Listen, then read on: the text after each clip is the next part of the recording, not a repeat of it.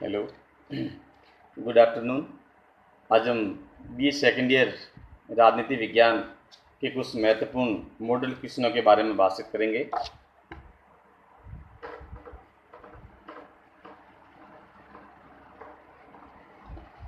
परीक्षा में हमारे जो सेक्शन होते हैं, विद्यार्थी ध्यान दें।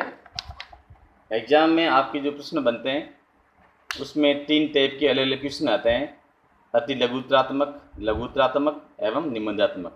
तो इस टाइप में 3 सेक्शन अलग अलग होते हैं और उन सेक्शन में किस टाइप के जो क्वेश्चन आते हैं उन क्वेश्चनों के बारे में हम एक मॉडल प्रश्न पत्र के द्वारा आपको बताने का प्रयास करेंगे। आज का हम टॉपिक लेते हैं हॉब्स के बारे में, जहाँ बात करते हैं हॉब्स का टॉपिक लेते हैं। सामाजिक समझौता सिद्धांत में हॉब्स, लॉक, रूसो जो 3 व्यक्ति है, इसको सामाजिक समझौता सिद्धांत, सामाजिक समझौता जो सिद्धांत हैं उसके बारे में इसका नाम प्रचलित किया जाता है। तो इनसे संबंधित हॉब्स वाला जो आपके टॉपिक है पॉलिटिकल साइंस में, इसमें जो आपके political science paper first B second year में है, तो उसमें किस टाइप के इस पे क्वेश्चन आने की संभावना बनती है, किस टाइप के जो पिछले एग्जाम में प्रश्न आए, तो इस टॉपिक के बारे में बातचीत करेंगे। तो पहला इसका प्रश्न बताएं, हॉब्स किसे अपना जुड़वा भाई कहता है? भय को कहता है। हॉब्स जो भय है, भय को अपना जुड़वा भाई के रूप में कहता है कि भय उसका जुड़वा भाई है।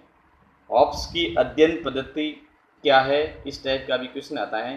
तो हॉब्स की अध्ययन पद्धति है यांत्रिक भौतिकवाद या वैज्ञानिक भौतिकवाद, दोनों में से कोई भी आप लिख सकते हो। वैज्ञानिक भौतिकवाद, ये हॉब्स की अध्ययन पद्धति है वैज्ञानिक भौतिकवाद, महत्वपूर्ण है। अगला क्वेश्चन आता है कि हॉब्स की कोई 4 रचनाओं के नाम बताइए, यानी कि हॉब्स ने कौन कौन सी बुक्स लिखे थे, उन बुक्स में से किसी 4 बुक्स के नाम बताने। हालांकि आपको किसी भी स्थिति में आपको ज़्यादा अगर नाम याद रहता तो और भी बढ़िया बात है, लेकिन कम से कम आपको 2-3 बुक्स के नाम इसके याद रहने चाहिए। और उनमें से जो महत्वपूर्ण बुक्स कौन से, सबसे पहले हम बात करते हैं लेवायथन। लेवायथन है ये हॉब्स की सबसे चर्चित बुक्स है।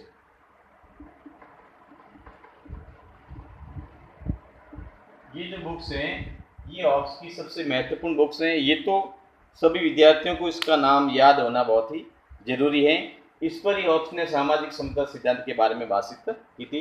दूसरी हम बात करते हैं डी कॉर्पोरे,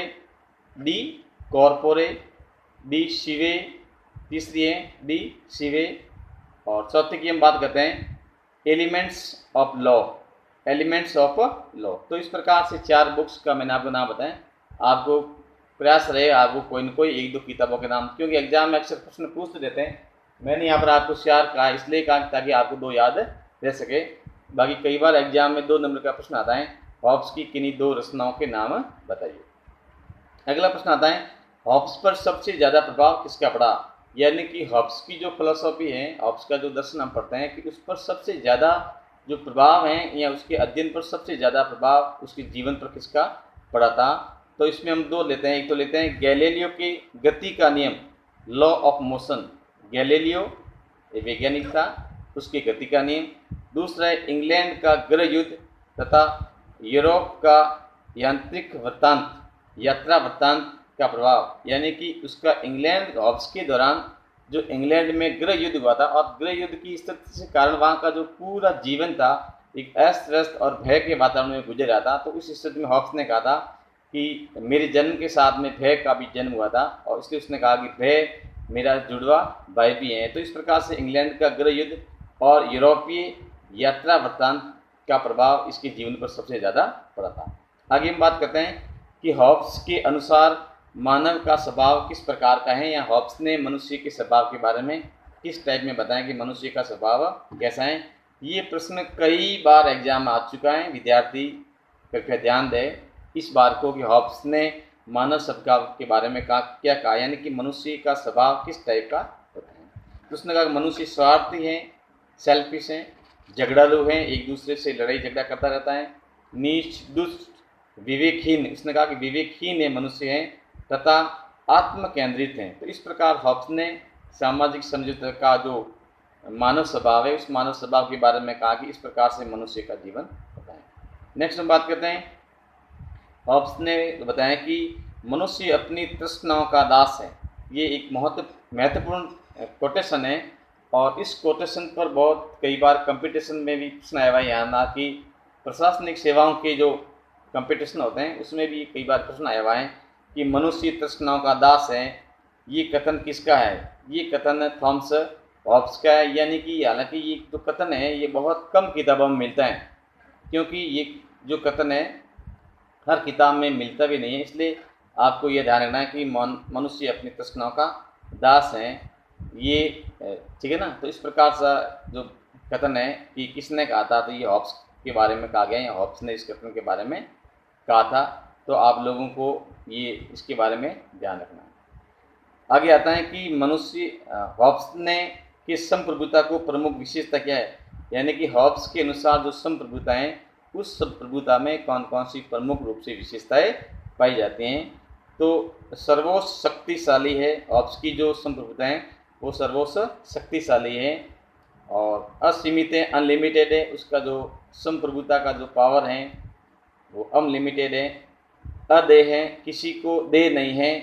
अविभाज्य है, उसका विभाजन संभव नहीं है। और निरंकुशता है, यानी कि उसमें निरंकुशता भी पाई जाती है। उसके बाद हम आगे बात करते हैं, हॉब्स की प्रसिद्ध रचना लेवायथन जो 1651 में लिखी गई थी, वो किसने जलाया था? ये प्रश्न भी कई बार एग्जाम में आ चुका है, और कंपटीशन में भी तो पूछा जाता है कि हॉब्स ने जो पुस्तक लिखी थी जो लेवायथन थी, तो उसको किसने जलाया था? तो हॉब्स का ही समकालिक आलोचक था क्लेरेंडन ने ऑक्सफोर्ड विश्वविद्यालय में लेवायथन को जलाया था। यानी कि ऑक्सफोर्ड विश्वविद्यालय के अंदर लेवायथन नामक पुस्तक की हॉब्स का एक समकालीन जो इसका आलोचक था क्लेरेंडन, उसने इसकी पुस्तक को जलाया था।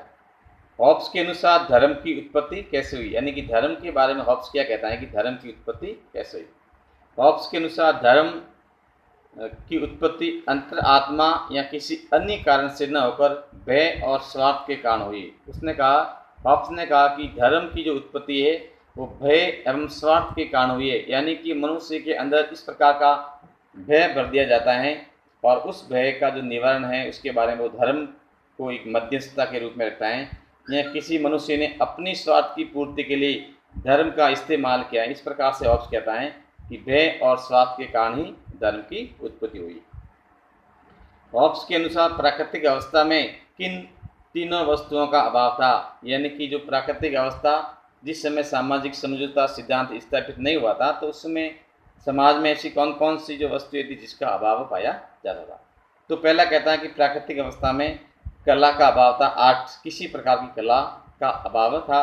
संस्कृति यानी कल्चरल नहीं था, लोगों का किस प्रकार से जीवन यापन होगा, उसमें रहन सहन खान पान की जो संस्कृति है उसका अभाव पाया जाता था। उसके बाद में नौचालन नेविगेशन, तो इस प्रकार से कहा इस टाइप की जो व्यवस्था थी जिसका प्राकृतिक अवस्था में अभाव पाया जाता है। इस टाइप की जो मैंने आपको प्रश्न बताए ये तो आपके अति लघुतरात्मक प्रश्न आते हैं, जो 2-2 अंकों के प्रश्न आते हैं। नेक्स्ट हम बात करते हैं कि जो लघुतरात्मक प्रश्न होते हैं जो 7-7 अंकों के आते हैं, जिसको 250 शब्दों में लिखना पड़ता है। तो इस टाइप की जो प्रश्न है हॉब्स वाले टॉपिक में किस प्रकार पूछे जाते हैं उसके बारे में थोड़ा ध्यान दें। प्रश्न पहला है, हॉब्स का राज्य निरंकुश होते हुए भी वो प्रथम व्यक्तिवादी था, कैसे? तर्क दीजिए। बहुत ही महत्वपूर्ण प्रश्न है।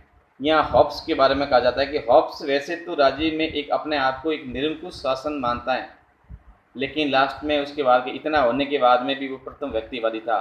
बहुत महत्वपूर्ण उक्ति है। हॉब्स के बारे में कहा गया है कि हॉब्स निरंकुश शासक होते हुए भी वो व्यक्ति के जीवन जीने के अधिकार को सुरक्षित रखता है। हॉब्स यहाँ तक कहता है कि अगर आपके जीवन को खतरा पैदा होता है, अगर आप जेल में भी बंद हैं और आपको जीवन को खतरा पैदा होता है, तो आप जेल की दीवारों को तोड़कर भी भाग सकते हैं। तो इस प्रकार से वो कहता है कि राज्य में निरंकुश एवं सर्वोच्च शासन व्यवस्था होने के बाद में भी वो व्यक्ति के जीवन के अधिकार को सुरक्षित रखता है। और जो सामाजिक समझौता सिद्धांत भी होता है, वैसे कि सामाजिक समझौता सिद्धांत में जो संप्रभुता स्थापित की जाती है, हॉब्स उस संप्रभुता को निरंकुश मानता है। फिर भी वो अंत में एक प्रकार का एक लोगों को एक अधिकार देता है, एक जीवन जीने का अधिकार देता है कि अगर राज्य आपकी जीवन की सुरक्षा नहीं कर सकते हो तो ऐसी स्थिति में आपको उसका विरोध करने का अधिकार भी देता है। तो इस टाइप का इसके ऊपर क्वेश्चन आता है। फिर आगे कि हॉब्स के अनुसार राज्य की उत्पत्ति के प्रमुख कारण क्या क्या थे, यानी राज्य की उत्पत्ति किन कारणों से हुई थी। अगला प्रश्न है हॉब्स के कानूनी संबंधी विचारों की समीक्षा कीजिए, यानी कि कानूनी के बारे में हॉब्स ने क्या विचार दिए थे। उसके बाद में राज्य एवं सर्स यानी धर्म के संबंध में हॉब्स के क्या विचार हैं, इस पर प्रकाश डालिए। तो इस टाइप के जो क्वेश्चन है आपको 250 शब्दों में लिखने होते हैं।